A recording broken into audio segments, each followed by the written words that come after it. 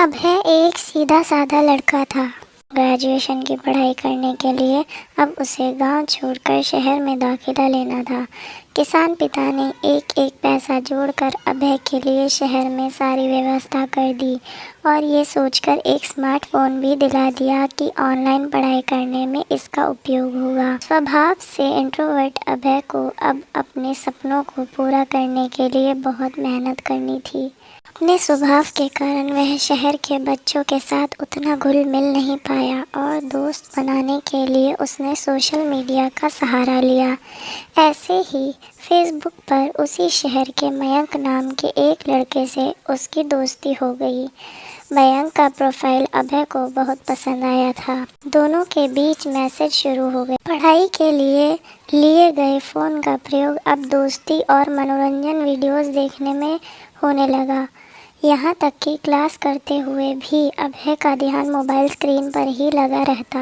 मयंक और अभय की दोस्ती भी गहरी होती गई। यहाँ तक कि मयंक कई बार उसका फ़ोन भी रिचार्ज करा देता। देखते ही देखते उनकी फ्रेंडशिप को 2-3 महीने बीत गए, पर अभी भी उनकी एक बार भी मुलाकात नहीं हुई थी। फिर एक दिन मयंक ने अभय को एक जगह बुलाने के लिए कॉल किया। यार, एक बहुत अच्छी अपॉर्चुनिटी है। तू सुबह 10 बजे व्हाट्सएप किए पते पर आ जा। अब पढ़ाई के साथ साथ तू हर महीने 5,000 रुपये भी कमा सकता है और इसी बहाने हम दोनों पहली बार फेस टू फेस मिल भी लेंगे। अभय की खुशी का ठिकाना नहीं था। दोस्त से मिलने की खुशी और पैसा कमाने का अवसर मिलने की बात से वो फूला नहीं समा रहा था। अगले दिन वह सुबह जल्दी उठा और तैयार होकर मयंक के दिए गए पते की ओर बढ़ गया। वो जगह शहर से कुछ दूर थी, इसलिए अभय उधर जा रही एक बस पर सवार हो गया। 1 घंटे के सफ़र के बाद आखिरकार वो पूछते पाछते दिए हुए पते पर पहुंचा। अभी वह दरवाज़ा खटखटाता कि इससे पहले एक कार उसके पास आकर रुकी। उसमें से 45-50 साल का एक अधेड़ व्यक्ति बाहर निकला और बोला, सुनो बेटा, क्या तुम्हारा नाम अभय है? जी अंकल, अभय बोला। मुझे मयंक ने भेजा है। दरअसल अचानक मीटिंग का स्थान बदल गया है। आओ कार में बैठो, मैं तुम्हें सही जगह ले चलता हूँ, व्यक्ति बोला। अभय फौरन कार में बैठ गया और वे आगे बढ़ गए। व्यक्ति ने अभय की केयर करते हुए उसे पीने के लिए फ्रूटी दी।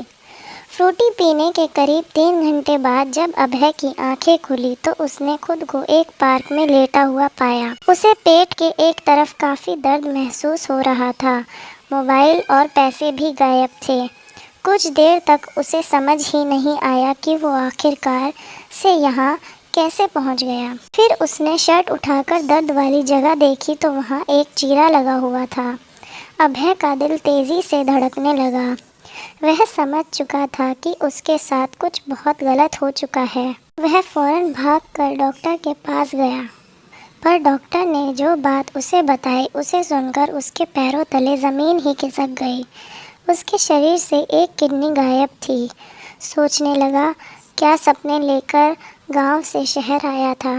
अब अपने पिताजी को क्या जवाब देगा। वह भागा भागा पुलिस के थाने पहुंचा। वहां जाकर तो उसके सामने डिजिटल दुनिया की सारी सच्चाई सामने आ गई।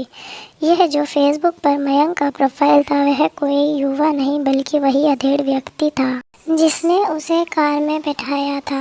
वह आकर्षक अकाउंट बनाकर अभय जैसे लोगों को जो सफलता शॉर्टकट में चाहते हैं और ऐसे छलावे पर विश्वास करते थे फांसता था। फिर धीरे धीरे पर्सनल लाइफ में घुसकर उन्हें नौकरी का झांसा देकर बुलाता। उसके बाद शरीर के अंगों की चोरी करता था। ऐसे कितने सारे केसेस उसके नाम थे। सोशल मीडिया पर सोशल ना होकर अगर अभय वास्तविक दुनिया में सोशल होता तो शायद ऐसी नौबत ही नहीं आती। स्क्रीन के पीछे का सच अब आईने की तरह साफ हो चुका था। इतनी बड़ी ठोकर लगने के बाद अब उसने मोबाइल स्क्रीन पर अपना समय गंवाना बंद कर दिया।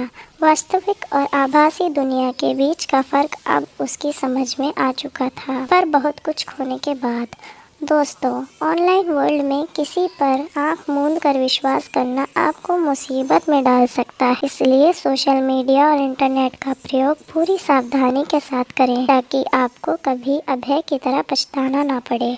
आशा करती हूँ कि कहानी आपको पसंद आई होगी, तो लाइक शेयर ज़रूर कीजिए। इस कहानी पर आपकी क्या राय है हमें कमेंट करके ज़रूर बताइए, और अगर चैनल पर नए हैं तो चैनल को सब्सक्राइब कीजिए। कहानी सुनने के लिए आपका बहुत बहुत धन्यवाद।